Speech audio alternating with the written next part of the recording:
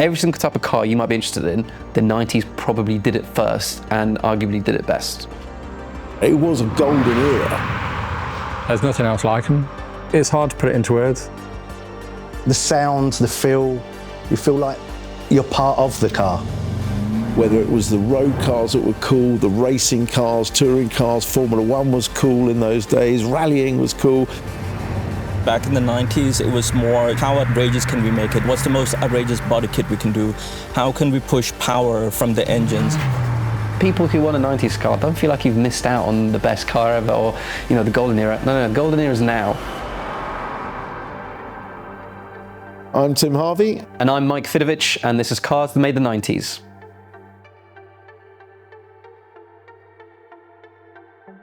I regard the 90s as my generation's sort of, or the equivalent of my parents' generation's 60s, because it was our fabulous time. You know, people now are obviously looking back at the 90s because they were growing up and it was when they first got really massively interested in cars and motoring. For everything that was going on, you know, it was a golden era of motoring. There's no doubt that's why we're talking about it. I mean, you know, no doubt. There was a lot going on, you know, and the motoring that we did see, you know, because you didn't have the YouTube access that you have now, but, you know, the motoring you did see was rallying, Formula One and touring cars. And they were all perfect times to be watching motorsport, weren't they? All three genres, if you like, were absolutely fantastic. F1 was V10s and V12s, you know, the best sounding Formula One cars in lightweight analog racing cars, you know, and then rallying, you had the Subarus, Colin McRae and everything else that was really big following, massive, you know, the Rally GB was the biggest spectator event in the country every year. Touring cars, 9 manufacturers all racing against each other. I mean, what a great period for motorsport. You had actual design and innovation happening inside each cabin. Every single car looked different, every car felt different, it gave you a different energy, had a different aura, different vibe about it. I mean, we all talk about, you know, you drive down the road and you could identify every car on the road. You can't do that now. Honestly, the cars pass me and I haven't got a clue what the manufacturer is, let alone what type of car it is. Also, just because of regulations at the time, you had far less constraints around exhaust systems, the way a car was taking its fuel, burning it and outputting it into the world, which allows you to ultimately get more noise. There's no other way of putting it. Cars simply sounded better. But another thing which in my opinion peaked in the 90s, probably the manual gearbox. The joy of throwing a stick around and having 3 pedals to mash in a combo that, you know, allows you to have the perfect driving line, the perfect exit out of a corner is super satisfying. You want a car that actually just going from A to B is a pleasure in itself. I mean, it's something, we've got a 911 behind us. You will never drive a dull mile in that car. Whether it's your first mile or the 100,000th mile, you will still enjoy driving it. And you can't say that about a lot of cars. A lot of cars, after you've had it 6 weeks, 6 months, just becomes a car, doesn't it? And that's it. You hear that? Very quiet, right? That's a brand new 911 being started on cold. And it barely picked up. You wouldn't get that with a 996. If I start that thing, the bloody dust would come falling from the ceiling.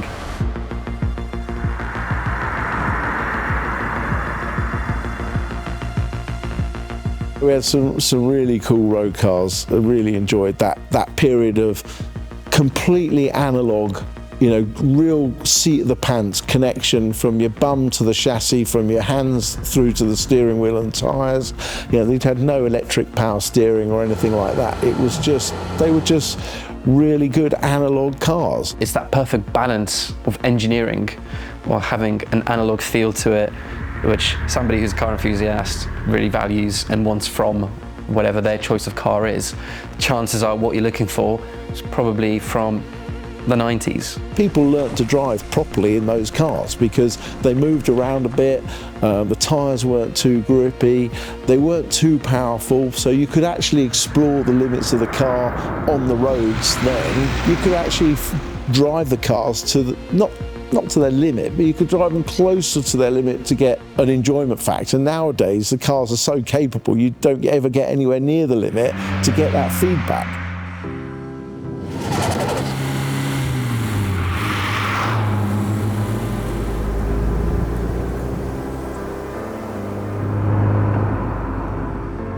This car was a scrap car. It came into my work and I purchased it. It's one of my dream cars. As soon as it came in, I bought it straight away.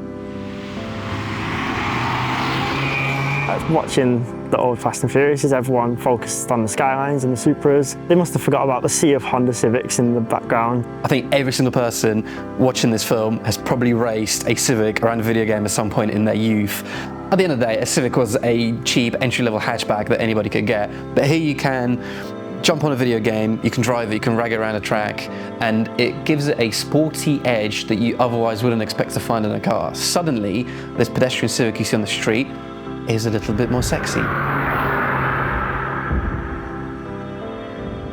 I've always been hooked on hatchbacks, still have a hatchback somewhere in the family all the time. My own sort of personal favourites were Golf GTIs and 205 Peugeots and 306s and 106s actually. They were just really, I've always had a bit of a penchant for hatchbacks.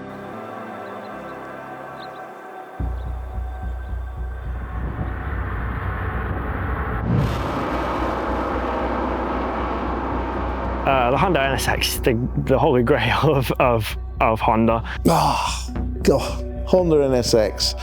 What a fantastic car. Who hasn't seen that footage of Ayrton Senna in a pair of sort of loafers driving an NSX, dancing on the pedals? I mean, that's just absolute, to me, that is just mesmeric. I mean, it's just fantastic. Oh, I've had my Senna moments before. I wear a lot of loafers. It absolutely obliterated and embarrassed the baby Ferrari at the time, offering a real supercar exotic package from something that is traditionally very pedestrian, a Honda.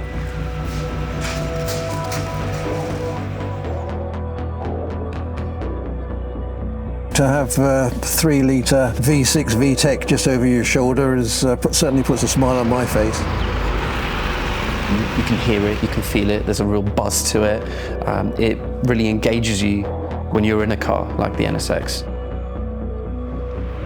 I heard in the mid-80s that Honda were in the throes of designing a real serious sports car, like a Ferrari Beta, that pricked most people's ears up, I think. Culturally, the NSX was fantastic. It was a poster car. It allowed kids to dream of maybe owning something other than, you know, maybe if they were told growing up, oh, you know, you need a Ferrari or a Lamborghini. No, there's a kid out there who's found his own individuality in this idea of the NSX being the car for him or her, and that's brilliant. It further pushes the point that variety was really key and king back in the 90s in a way that maybe it wasn't prior. There were all these cultures going on. You know, you had the Japanese car culture, which was huge, absolutely huge. You had all the bolt-on modification stuff. There were pages full of tuners and adverts in Max Power, whether it was body kits or turbo gear. For me, it was the variety of cars that were so special.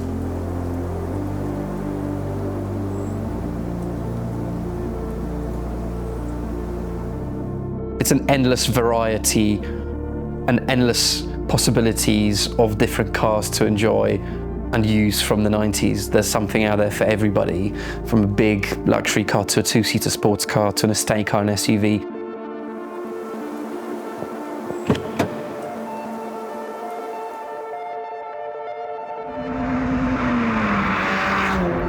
My style of driving was never fast, it was more about something being comfortable, and I got in it and there was this light bulb moment come on and I thought I pressed all the switches and the buttons and everything was very basic, you know, even the radio was an extra. And I got in and I thought, this was great. You jump into a car from the 90s, chances are you're not going to find two buttons that are the same. Chances are, you know, if you have multiple optional extras in the car, you can tell by the state of the dashboard, you'll have blanking plates. You don't have blanking plates anymore, everything's just on a screen. You miss that physical connection with a car that you could get from a 90s car. It's a really immersive experience of your control input, steering, braking, throttle, balancing that car. We were lucky to have that real feel in our hands of what the car was actually doing. This car has no ABS, no traction control, it doesn't even have airbags. It's got none of that. It's just you in the car. Taking it on a nice road, it feels amazing to drive, and they've got their own personalities. For me, the first time when I sat in this car and I drove it home and it was mine, it was a joy. I think that's my connection with every car that I have, is that if I'm happy with the car, I almost don't care what happens to it. I will rebuild it from the ground up every time I sit in my cars, and whether it's a long drive or just a short drive, I feel happy, and that's what matters to me. It's nostalgia. Everybody comes up to you. I had one of those. My dad had one of those. You know, my mum took me to school in that. 90s cars really had a trickle-down effect into pop culture. When the Focus came out in 1999, because it was such a well-selling product and it was so kind of all-consuming, it became a bit of a kind of cultural icon. The film Kevin and Perry Go Large, the intro sequence to that film, every single house on the intro, on the driveways, they all have Ford Focuses. These cars became featured in pop culture because they were so good and became so popular. It was impossible for media, kind of the press, to turn away from them. They're just so omnipresent that they simply appeared everywhere and featured and were part of everybody's life.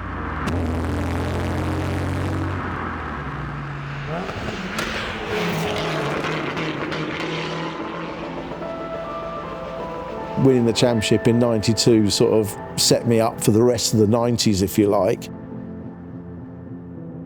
So I managed to do Austin Rover, BMW, Renault, Volvo, Peugeot, bit of Alfa Romeo, bit back to Peugeot, you know. So I got a good collection of jackets and overalls. We were racing, as I said, in the mid-90s with 9 manufacturers. That was 18 fully contracted professional drivers. They were all able to race against each other. There was no sort of umbrella manufacturer groups. They were all individuals racing against each other. So it was important for them to try and, you know, for Vauxhall to try and beat Nissan or whatever else it might be. For BMW, it was always they were the premium brand and they felt they had to win. But it was good that they were prepared to race against everybody else. I've always had a soft spot for BMs. What a lot of that original M-Power fan club really liked about M-Power cars was that all the power's at the top end, and it felt like you could just stay there and just keep burying your foot and it would just keep revving and it would just keep going. It's very involving, and again, that's what people like. This is why people go back to these cars, because it demands more of you and it gives you more when you produce the goods. It does feel like there's a bit more of a partnership between you and the car.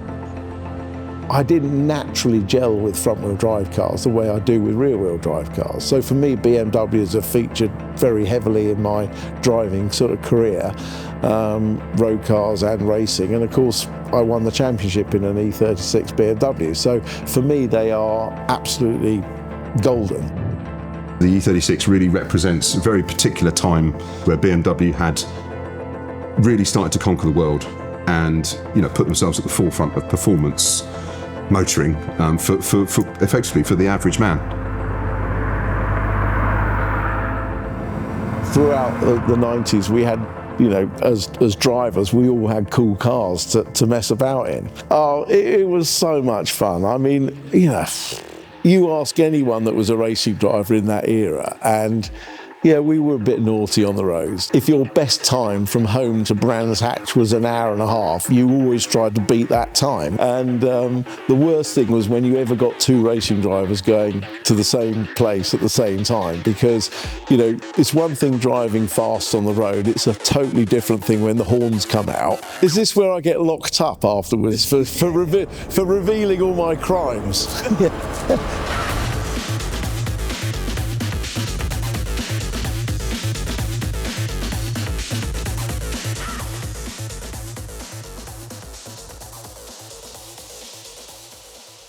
We had a thing called production saloon car racing, which was huge. And that really was cars you took off the road, bolted a roll cage in and went racing with. And it had all the different classes in it. That was a big sort of, a very popular sort of series. And touring cars was that step above it, which was, you know, the ultimate version of the road cars. They really were quite closely related, if you like, to the road cars that people were buying in their masses, you know. What happened was, with the manufacturers being involved in the racing, they would give out 5,000, 10,000 tickets, you know, to races. So we had huge fans who were coming because they owned a Cavalier or a Nissan or a BMW or whatever it was, and they were there to support the brand and the drivers who were in those cars because they related to them, because that's what they drove as well. And they were close enough to what they were driving on the road that they could feel a sort of subliminal involvement with what the guys were going through on the racetrack at the weekend. It was great. Everybody used to say race on a Sunday, sell on a Monday. And people just could relate to it. You could go out as a family in your saloon and you'd watch a race on the Sunday, listen to Murray Walker and getting all excited on the touring cars. It was just a great time. I mean, you're never going to have the real thing, but that's pretty much close as you can get. The 155 dominated in the 94 season. I just had to have it. Every manufacturer had a kind of sexy sporting edge to it in a way that maybe we don't really see it today anymore, which is such a shame. Everything was a little bit exciting, a little bit hot. Back in the 90s, it was more, you know, how outrageous can we make it? What, you know, what's the most outrageous body kit we can do? How can we push power from the engines? This RS moment for Audi became kind of more the consumer part of that, because the S1 Quattro, the E1s, the E2s, the IMSAs, all of that, they were all created specifically, whether it was for Le Mans as well, they were created specifically for those tracks and for those things. This became a sports car for everyday people. It was an estate car that could outperform the McLaren F1, I think to 30 miles an hour, maybe 20. That's ridiculous. The fact you can put your dog in the back and beat an F1 at red light GP, that's insane. But begs the question, why is everybody so obsessed with M cars? Buy an RS2, it's much quicker, and it feels brilliant to drive as well. Honestly, blows me away when you're thinking about it now. Bloody quick car. When you drive a car on the limit, you're like a ballet dancer. Not in physique, but you're like a ballet dancer. You are literally teetering on the edge of a Dijon and balancing the grip on the tyres front to rear. You jump in a Lotus Elise and it's alive in your hands, isn't it? Absolutely.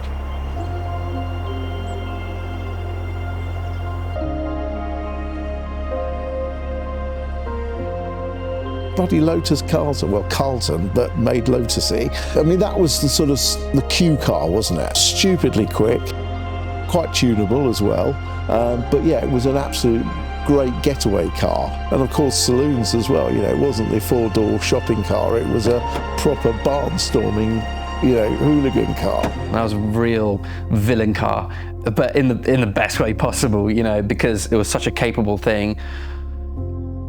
Every single person who needed to quickly get away from somewhere was very inclined to get themselves a Lotus Carlton, be it via illegal means or purchasing one, probably not.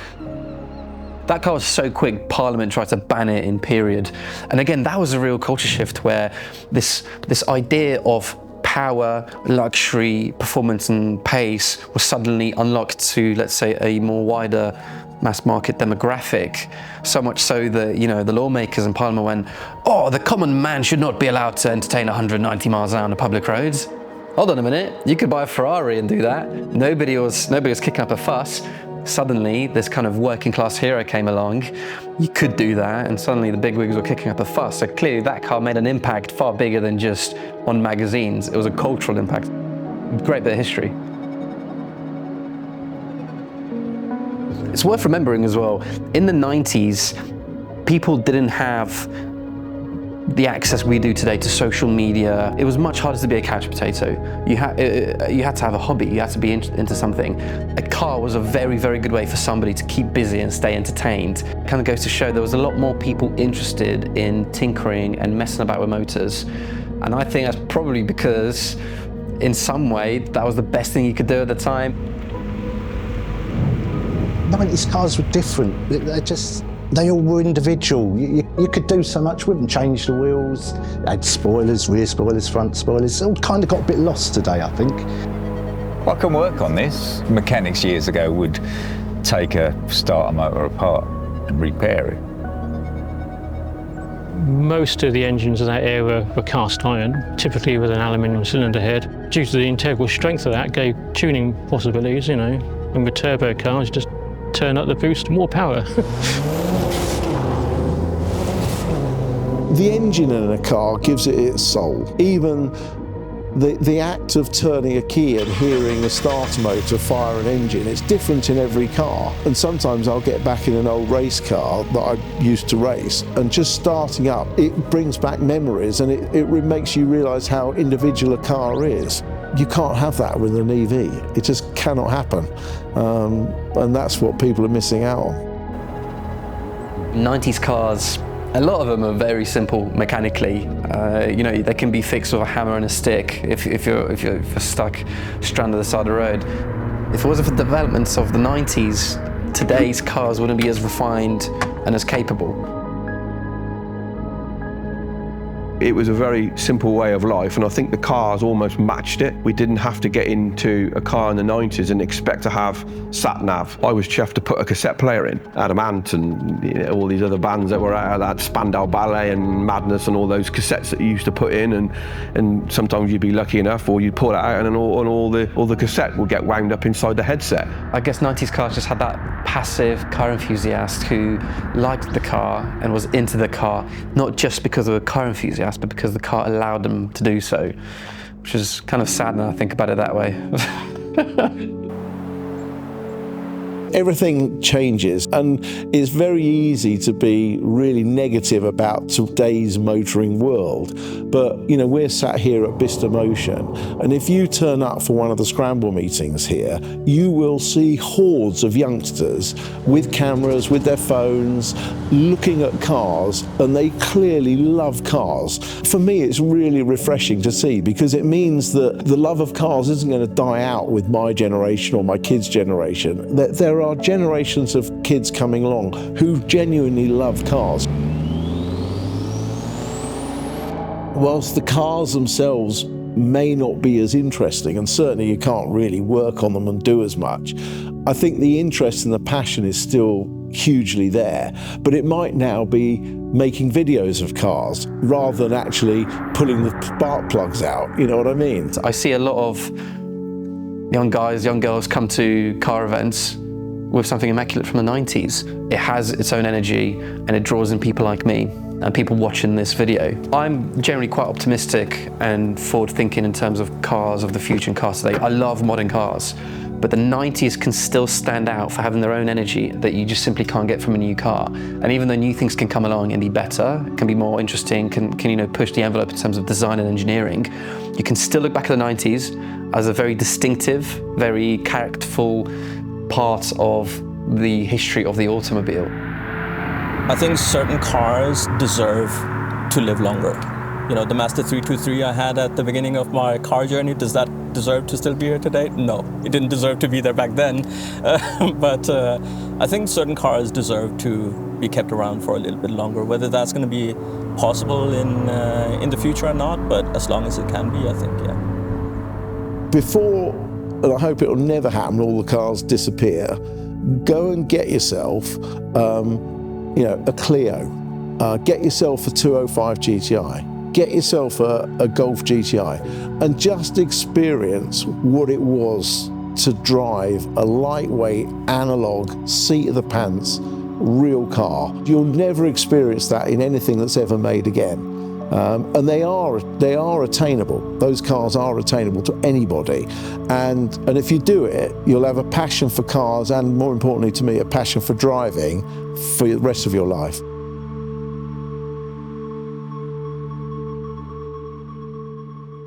Please like and subscribe, as always, on Influx. Influx is powered by Adrian Flux Insurance, so thank you to them for making this happen, and an even bigger thank you to you for supporting the channel, especially if you hit subscribe. It means we can continue to make content like this. I'll let you into a secret, we're now filming cars that made the 80s, and also I just want to say a huge thank you to anyone that featured in cars that made the 90s. We really appreciate it.